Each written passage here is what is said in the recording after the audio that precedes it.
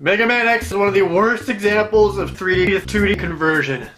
And look, we all love Mega Man X7. It's fantastic! X2 and X3 were bad. X4 was bad. X5 was, you know, good. And X6 was not as bad. But they were all still bad. But nothing was being done to freshen up the series. Ah, but this? Anything would have been better than this. At the time, I was excited to play a Mega Man X game with 2D graphics. It was gonna be so cool. I was pumped. I don't hate him. His design is alright. Playing as Axel is gas. Nope, no, I lied. This plays just fine. Doesn't matter who I am, this is Fantastic! You'll never truly understand until you play it yourself. If it's not obvious right now, it sure is right here. This is what destroyed Mega Man X and made it Fantastic! the 3D sections. This was X7's attention-grabbing gimmick. True 3D! Except you're not X! And this is good. It's relatively brief, as the game switches me over to Zero. Finally, something familiar! Speaking of, Zero mentions he can't believe that he's back. What he means by that is that this level is supposed to be the same one from the original Mega Man X. They did do this throughout the whole game. There are a slew of X1 enemies remade to make people love your game. Use nostalgia. Axel used to be part of a group called Red Alert. X and Zero used to be part of a group called Red Alert. X responds by saying, Red Alert. And Axel and Zero go off to defeat the 8 bounty hunters of Red Alert. So then you get to play as Zero. And Axel. And not X. How do you do that? He's front and center on the cover! Okay, yes, Zero is cool. I love playing as Zero. But when I play a Mega Man X game, I want to play as Zero, goddammit. Speaking of shooting, X7 has a lock-on mechanic for firing. Look, what is the main thing you do in every Mega Man game? You jump and you shoot. It wasn't just jumping for platforming's sake. Now it's moving forward and mashing the shoot button because it hits everything for you. It's a technical and design hindrance. Okay, look at this idiot. This is a freaking boss, and I'm just standing here shooting him. That's it. He's easy as balls because I don't have to do anything. Mega Man X7 retains the Reploid saving mechanic from X5 and X6, where saving Reploids throughout stages earns you power-ups. Axel. We all know how games these days are over-tutorialized. They have to explain everything.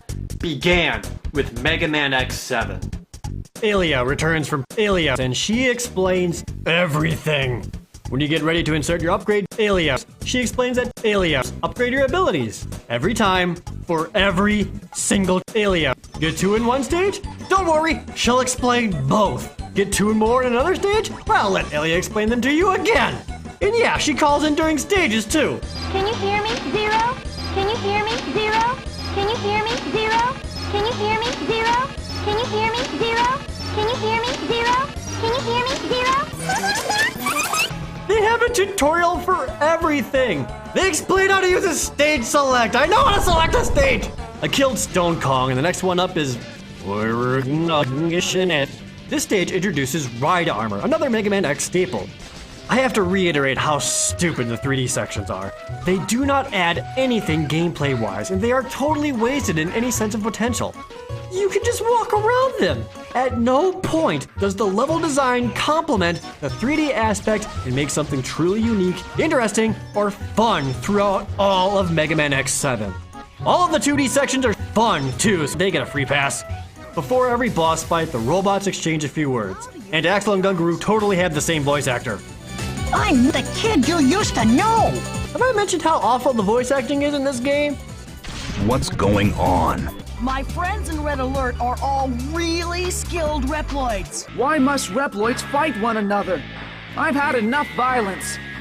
Well, this is turning into a real mess.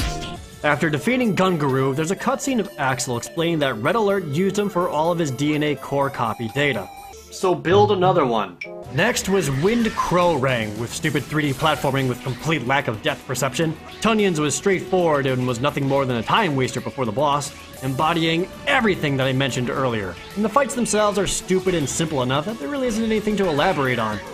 More cutscenes play out, with a mysterious person speaking to Red, the leader of Red Alert.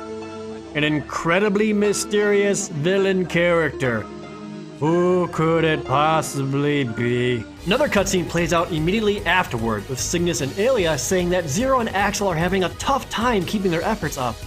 That's when X, our brave hero, steps up and chooses to fight as well. Okay, do as you please. Remember all those random-ass Reploids you can save? He sucks. He's completely underpowered compared to the other two characters. Yes, it's possible to get him caught up by playing solely as X, but you'll be suffering up to that point. Like playing through Snipe Anteater stage. It throws in a reversed gravity 3D area for no discernible reason. This doesn't change anything. It doesn't add interesting gameplay or platforming mechanics. This isn't level design. But hey, at least the armor capsules for X are still here. These were always some of the best things to find. The first one I got was the leg parts. F it.